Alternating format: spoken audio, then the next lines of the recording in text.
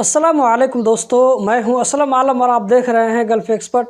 दोस्तों, इस वीडियो में कतर के बारे में कुछ लेटेस्ट अपडेट देने वाला हूं, तो इस वीडियो को लास्ट तक ज़रूर देखें। आज की वीडियो हम शुरू करते हैं। आज का जो पहला अपडेट है वो है air cargo and airport customs की तरफ से, जहां पर हैंडबैग में खुफिया तरीके से छुपाकर कुछ नारकोटिक मटेरियल को कतर लाने की कोशिश की गई थी, लेकिन कस्टम वालों ने इसको नाकाम बना दिया। 508 बराबर के सामान को पकड़ करके कानून के हवाले कर दिया है इसके खिलाफ लीगल एक्शन लेने के लिए। आज का जो दूसरा अपडेट है वो है सिविल सर्विस ब्यूरो की तरफ से। कतर सिविल सर्विस ब्यूरो की तरफ से जो लोग माजूर हैं उन लोगों की ड्यूटी में 1 घंटा को कम कर दिया गया है। अब ऐसे लोग ड्यूटी स्टार्ट होने के आधा घंटा के बाद में ड्यूटी को ज्वाइन कर सकते हैं और ड्यूटी के खत्म होने से आधा घंटा पहले काम छोड़ करके अपने घर को वापस जा सकते हैं। दोस्तों, जैसे जैसे वर्ल्ड कप करीब आता जा रहा है, इसकी तैयारी भी जोर शोर से हो रही है कि कैसे बाहर से आने वाले लोगों को वेलकम किया जाए, उन्हें क्या क्या सहूलियत दी जाए।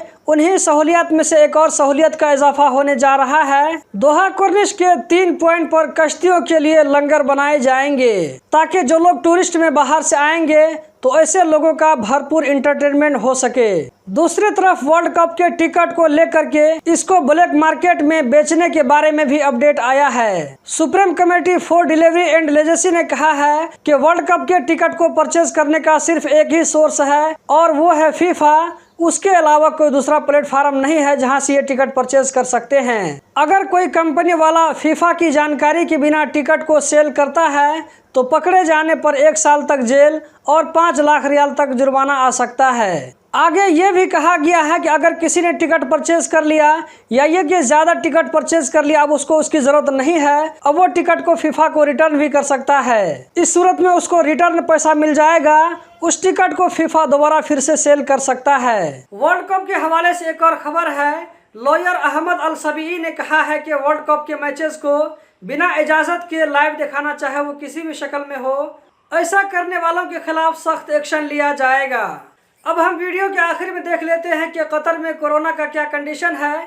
ऐसा लगता है कि कतर में कोरोना का चौथा वेव आ गया है।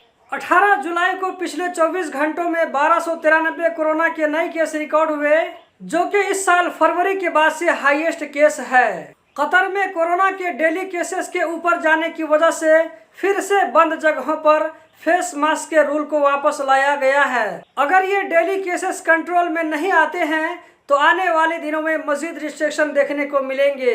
तो दोस्तों, यही थी आज की वीडियो। उम्मीद करता हूँ ज़रूर पसंद आई होगी। इस वीडियो को लाइक करके आगे भी शेयर करें। बहुत बहुत शुक्रिया।